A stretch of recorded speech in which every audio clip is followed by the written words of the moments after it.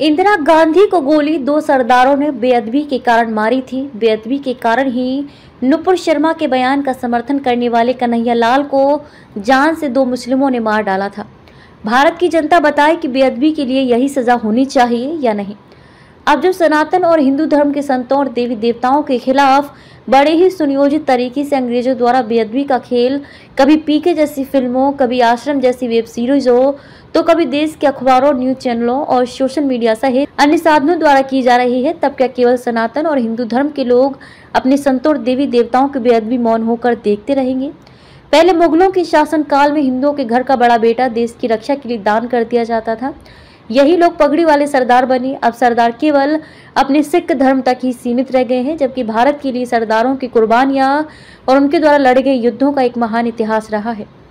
ये एक सेना थी भारत की मुगल काल के शासन में, जो लोगों पर हो रहे अत्याचारों के खिलाफ लड़कर उनकी रक्षा करती थी।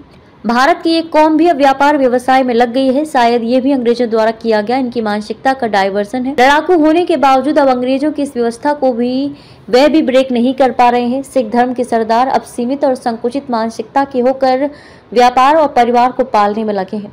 वे अपनी धर्म की बेअदबी में तो प्रधानमंत्री इंदिरा गांधी को भी मारने में नहीं डरते, लेकिन जिस हिंदू धर्म से उनका सगा रिश्ता है उसकी बेअदबी अब उनके लिए कोई मायने नहीं रखती। इस कारण से ही अब भारत में सनातन और हिंदू धर्म के संतों और देवी देवताओं का अपमान अब फैशन सा बनता जा रहा है, और कोई भी सनातनी और हिंदू धर्म की रक्षा के लिए उसकी बेअदबी पर इंदिरा गांधी की हत्या करने जैसा कांड नहीं करता। सनातन और हिंदू धर्म के लोग भारत में लगभग 80% हैं, लेकिन वह भेड़ बकरियों की तरह जीवन जी रहे हैं। अंग्रेजों ने सैकड़ों वर्षों के शोध और अध्ययन और करोड़ों रुपए खर्च कर भारत की सनातन और हिंदू धर्म की जनता को स्वभाव और आदतें भेड़ बकरियों की तरह बना दी हैं। इसलिए वह नुपुर शर्मा के पैगंबर को लेकर दिए बयान के समर्थन के बाद कन्हैया लाल की हत्या करने वाले मुस्लिमों की तरह साहस नहीं दिखा पाती है। क्या भेड़ बकरियों की तरह जीवन जीना अच्छा है, या फिर हमें फिर सिख धर्म के सरदारों की तरह बेअदबी पर, चाहे वह भारत का प्रधानमंत्री ही क्यों ना हो, उसे छोड़ना नहीं चाहिए? क्या हिंदू और सनातन धर्म के लोगों को देश में बेवकूफ, नपुंसक और खुद के धर्म की बेअदबी का तमाशबीन नहीं समझा जाता?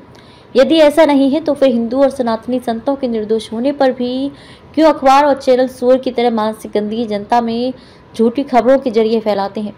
सुअर जैसे आमिर खान और बॉबी देओल सहित अन्य एक्टर फिल्मों और वेब सीरीज में एक्टिंग कर सनातन धर्म को बदनाम कर उसकी बेअदबी करते हैं।